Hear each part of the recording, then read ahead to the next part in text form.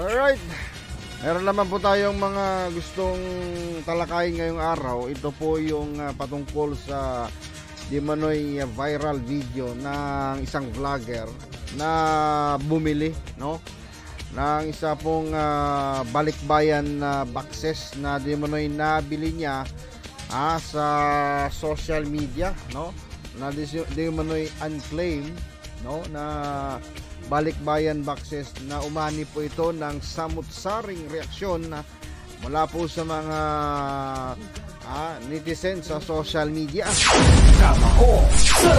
So ngayon panoorin po natin bakit mayroon po mga unclaimed na mga balikbayan boxes na hindi po nakukuha ng mga may-ari, at bakit hindi po na-locate ng mga itong mga forwarder or itong mga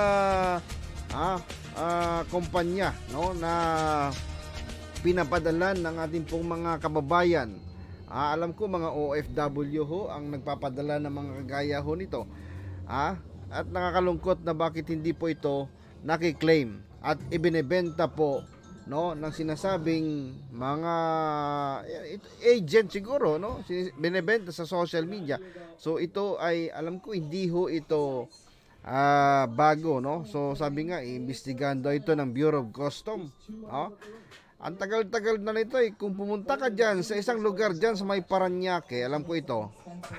Abay, makikita mo doon hile-hilera po yung mga box dyan, no. Mga balikbayan box, isang iskinita na yan, halos imported ho ang binibenta ho dyan. Isaan ho yan ang galing.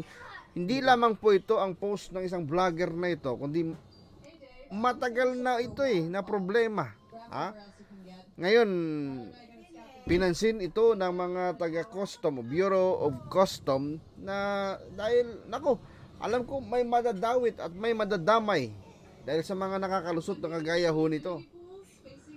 At ito mga balasubas na mga forwarding company, no? Ito mga kumpanyang ito, abay, hindi naman hata ho tama yun.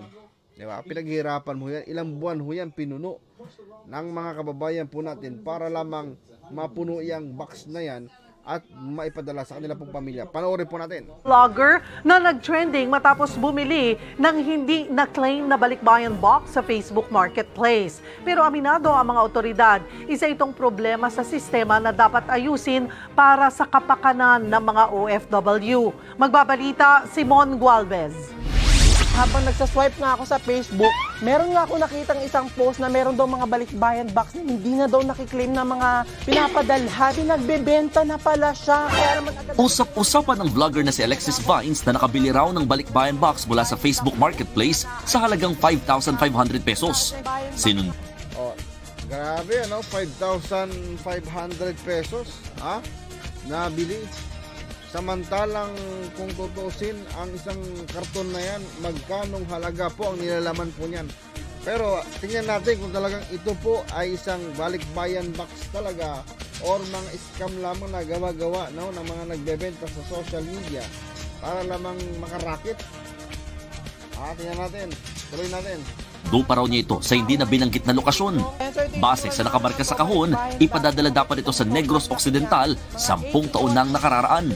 Pero walang nakalagay na pangalan na nagpadala o nang dapat at tumanggap. Pagbukas ng kahon, tumambad ang mga unan, kumot, damit, sapatos at hygiene items. Meron din mga gamit sa kusina na ang ilan ay nabasag pa. Agaw pansin din ang ilang grapong punong-puno ng asukal. Sa huli, ang pinuna ng vlogger ay kung bakit wala siyang natagpuang tsokolate sa nabiling balikbayan. Oo nga, no, bakit naman walang tsokolate? Normal talaga pag mga OFW nagpapadala, meron pong tsokolate. Or ito, mga ito nakakuha na, no, naburiki na. No, nakuha na yung mga tsokolate at mga mahalagang bagay, mga mamahaling bagay, yung laman ng box, tapos ibinalot ulit, saka ibinenta. Siyempre, ito ba namang mga ito, basta ba namang may bibenta ng napakamurang halaga, kung hindi nila alam kung magkano laman, siyempre buburikiin nila mga yan. Ayan box. Ayan, dami. Sa aking panayam kay Alexis, ipinaliwanag niyang anak din kasi siya ng OFW. Kaya na-curious siya kung bakit may mga hindi nagkiklaim ng balikbayan box. Pero inamin niyang may iba pa siyang napansing kakaiba sa nabili. Ang tingin ko pa talaga dito, ano lang, mystery, mga ganon, mga mystery box, ganyan. Kasi sino magbebenta ng balikbayan box? Eh di marami nagalit dito. So akala ko po, ano lang po, joke. Malamang ito yung mga buriki na ng mga balikbayan box. Nakuha na yung mga mamahalin at mga maimportanting laman nito. Baga sa mga basura na lang yung laman nito. Oh. Wala, kasi yung balikbayan box. So binili ko po siya. Tapos yung in-unbox ko po, tapos talagang mukha talaga siyang balikbayan. Medyo maraming nga hindi nagustuhan din at na medyo nabas nga itong vlogger na ito. Pero sabi nga, wala namang kasalanan yung vlogger. Siyempre, para may content, sinubukan niyang bilhin yung mga kagayang mga nagbebenta ho nito sa social media. So ngayon, at least nalaman po ng ating pong mga ilan husan na sa gobyerno, no? Alam nyo, hanggang sa ngayon marami pa rin tayong hawak na mga kaso ng mga balikbayan boxes na hanggang sa ngayon hindi pa rin po nila nakiklaim yung kanila pong mga balikbayan boxes. Ang tagal-tagal na ho, no, isang araw o kahapon, meron tayo na interview, 3 OFW sa bansang Kuwait, hindi ho nila mahagilap yung kanilang kahon.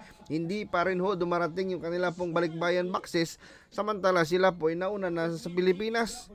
Meron pa ho tayo isang group chat naman na ang dami-dami pong mga OFW nagki-claim ng kanilang balikbayan boxes na pumunta na kay Senator Raffy Tulfo, kung di ako magkakamali, pumunta na sa kung saan pa para magsumbong, lumapit na rin po sa amin, sinubukan ho namin pinadalhan ho ng demand letter pero hindi ho sumasagot itong mga forwarding company. Baka ito na yung isa sa mga balikbayan boxes na buriki na nakuha na yung mga malaga at mamahaling laman saka ibinenta. Iron box, yung pagkatali pa lang, yung tali pa lang po sobrang luwag na. Yung tali sobrang luwag, hindi po siya sobrang higpit. So, ibig sabihin po no, nabuksan. Ayan nga, nabuksan. Nakuha na yung mga laman. Yung mga mamahalin na laman nitong kahon. At syempre, ibebenta na lang yung mga hindi na mapakinabangan ng mga hindurupot na mga ano na ito. Open po yung balikbayan box. Handa raw siyang humarap kung ipatatawag nga ng Bureau of Customs para sa investigasyon. Paliwanag ng BOC, dapat talaga ipapatawag ito ng BOC and then imbestigahan kung saan niya ito nabili, no? Kung saan niya nabili itong balikbayan boxes at ngayon hahabulin ngayon itong nagbebenta at doon naman i-interrogate naman ngayon nagbenta kung saan niya ito nakuha itong mga balikbayan boxes at ano pang sa ang mga kalakalan nito. Mga consolidator o forwarder kasi na hindi napoproseso ang mga balikbayan box kaya hindi ito nare-release. And over time, dahil halos everyday po yan, accumulate po ito ng storage at demorahe, lumalaki ng dapat magkakaroon ho ng concern dito ang Bureau of Customs. Hindi nag-viral, hindi ho kumilos ang Bureau of Customs. Dapat meron ho silang aksyon na gawin pag mga ganyang hindi ho na-consolidate yung mga balikbayan boxes ng mga forwarding company na ito. Dapat gumawa na ho sila ng aksyon. Kanino bang mga ito? Kawawa naman yung mga OFW na nagbayad na, na-claim na, nagbayad na, full payment na, naghihintay ho ng kanila pong claim. Malaki yung dapat bayaran ng deconsolidators. Pero nangyayari lalo ho. Wala hong kasalanan yung mga OFW nagpapadala po ng balikbayan boxes.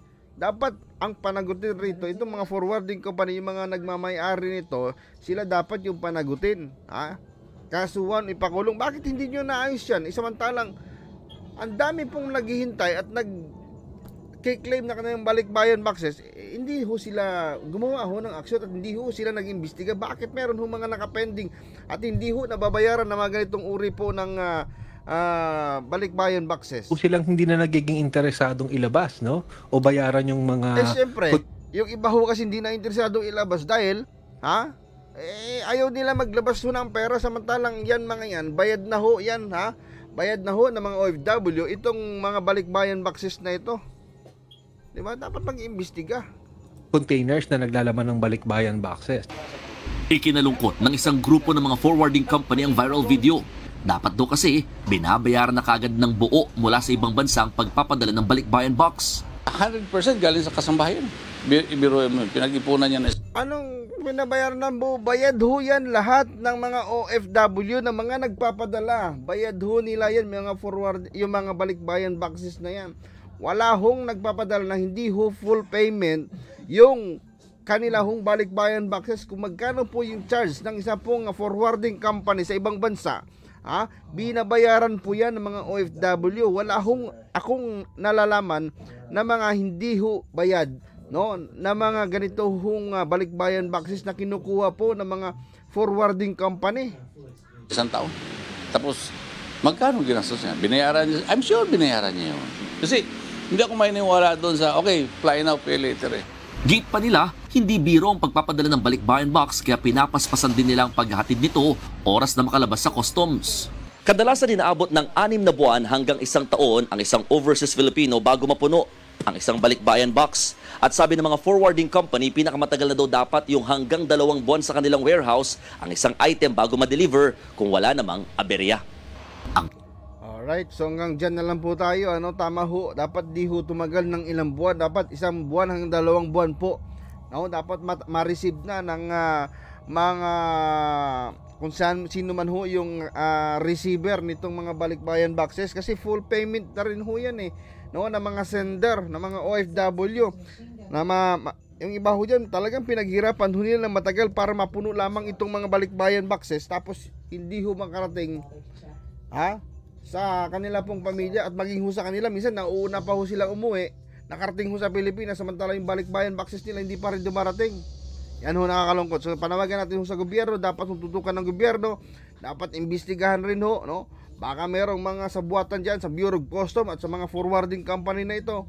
Kaya yan, tutok lamang ho, subaybayan at patuloy ho natin tutukan yung kaso na kagaya ho ng mga balitang ito, no? So sa muli, Founder Bong David po, huwag niyo po kalimutang i-subscribe, i-share po ang ating pong YouTube channel.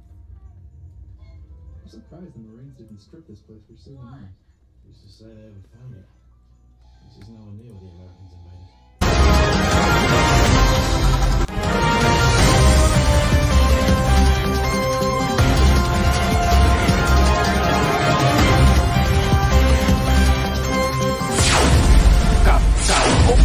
Kamao sa radyo.